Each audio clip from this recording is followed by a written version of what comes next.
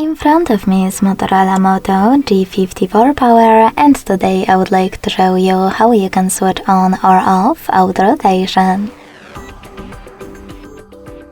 Begin by going into tab menu and looking for auto rotate shortcut. When you find it, click on it. As you can see, mine is now green. That means that auto rotation is on, but you can always switch it off by clicking on the same one again. If you want to, you can also go into settings, tap on display, scroll down just a bit and use this switcher next to auto rotate screen to manage it. Thanks so much for watching. If you enjoyed this video, leave a like, comment and subscribe. Bye!